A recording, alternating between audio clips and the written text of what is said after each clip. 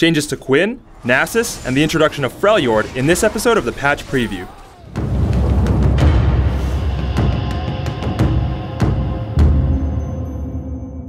Hey Summoners, and welcome to the Freljord Patch Preview. I'm your host, Quiff, here with a couple of our designers, Morello and Brackar. How you guys doing? Pretty good. Yeah, doing fine.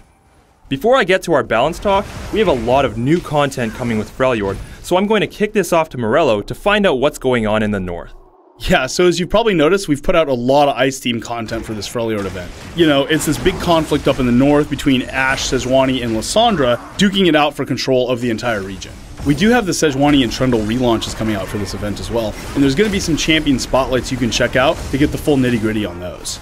We also have an in-client Choose Your Allegiance event where you can align yourself with one of the 3 tribes of Freljord. This lets you participate and kind of get involved with the event even if you don't play one of the Freljord champions. Lastly, and I know Brackar's been dying to talk about this, we have the new Howling Abyss map for ARAM. This map is set in the Freljord and kind of takes you in there to experience it for yourself. Yeah man, I'm super excited to finally be able to show this off. With Howling Abyss, we wanted to give our single lane map, the Proving Grounds, a sense of place and story. So now we've rebooted the whole thing using all the techniques and technology that we developed with Twisted Treeline, and we've set it deep inside of Freljord, where an ancient battle took place far in the past. There are a lot of cool lore hooks and ties within Howling Abyss, and you'll be able to find out more by playing the map and by interacting with our 2 unique shopkeepers. Both shopkeepers also have VO lines that respond to what you're doing and who you're playing.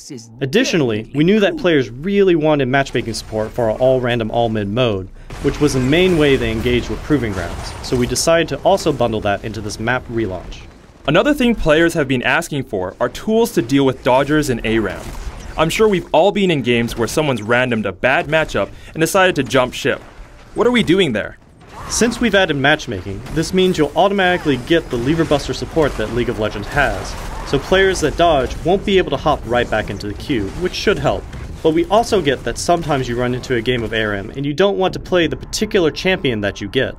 For those situations, we created rerolls. As you play games of ARAM, you gain reroll points that you can spend to reroll your pick in Champion Select. Players who have more champions will get these points faster, and free-to-play champions will be included in these rerolls as well. So there's still a lot of chance involved, but at least I'll be able to random again when I have an all-melee team against an opposing Lux and Nidalee. Definitely, but on that note, we also made a few gameplay changes to the map itself. We've actually added 2 new items to the game. One of those is called the Guardian's Horn, which is specifically designed to help melee champions engage when the enemy team is just sitting back and throwing spears or firing lasers all day. I am definitely looking forward to the new Howling Abyss. Thanks for coming out, Brackar. Yeah, thanks dude, I appreciate being here. Alright, I'm going to turn things over to our live design discussion with Morello. We're making some pretty big balance changes in this patch, so let's start with Quinn, because I'm a fan of AD carries. Currently, Quinn is a little unconventional in how she's meant to be played. Her ultimate forces her into melee form, and even her vault can put her in some bad situations.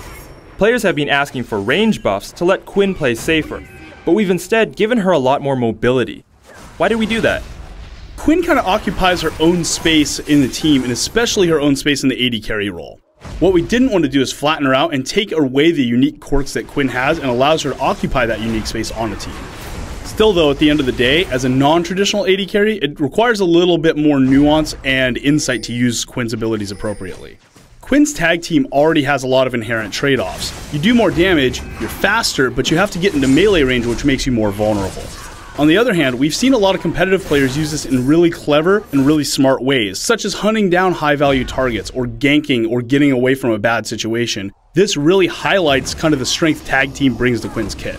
We've lowered the cooldown on tag team because you already have a lot of trade-offs and a lot of decisions to make. Waiting for your cooldown to come back up isn't the decision you should be focused on. Another change we've made is that Heightened Senses passive now also provides movement speed whenever you proc Harrier. This allows her to remain more mobile while either trying to get a better position or going after those high-value Harrier targets. The other champion change I wanted to discuss was a smaller nerf we're making to Nasus, with the attack speed reduction on Wither being cut in half. Nasus has traditionally been seen as a weak pick, and he's only recently gained some popularity with buffs in a previous patch. So why the nerf? This is one I definitely wanted to talk about because I think it can be a little confusing to see a character who's been so historically weak finally become viable and then see us nerf it. The key to this is, yeah, we did buff him, and that's great, but the problem was he had previously overpowered things before that were never dealt with because he was so weak overall. Wither is a fantastic example of this. The movement speed slow is 95%, and the auto attack speed slow is also 95%. That's basically a stun for an auto attack character. What this creates is when Nasus withers you, you have two options, run or fight. In its current state, neither of those options are realistic. Nasus kills you, and there's no counterplay in that. We decided to nerf this overpowered skill so that we could leave the other things that Nasus players are appreciating intact, like his damage potential and his tankiness. I'm going to shift our focus to our two big starting item changes. Our first is, we've raised the cost on Elixir of Fortitude. This will have a big impact on early game starts, as we saw even AP mids taking Elixir of Fortitude even though they didn't really need that AD boost. Was this change made specifically to counter that? Elixir of Fortitude is meant to be kind of a high-risk, high-reward gambit starting item. A good example of this working properly is back when Shaco used to use it in Season 2. This would let Shaco go all in on an early gank and hopefully propel him into mid and late game. Right now it's so powerful in such a large number of situations that it really removes the item's identity. There's no risk and there's no gamble. This price increase is going to change what other items you can start with when buying an Elixir of Fortitude, and also what situations it makes sense to buy an Elixir of Fortitude in. The Elixir change is also related to our other item change, where we're limiting the number of HP potions you can buy to 5. This is a big hit to ultra high sustain builds, and some players feel this was a viable start to get some weak laning champions through early game and into mid game. What were we going for with these changes? The Mega Health Potion start right now is causing the same problems that Infinite Sustain cause in lanes. Namely, it lowers interaction, it lowers engagement, and it lowers combat. When somebody has that much extra health that they can sustain back, there's no incentivization for you to go attack, harass, or try to push that person out of lane.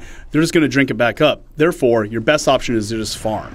That creates really boring, really stale lanes.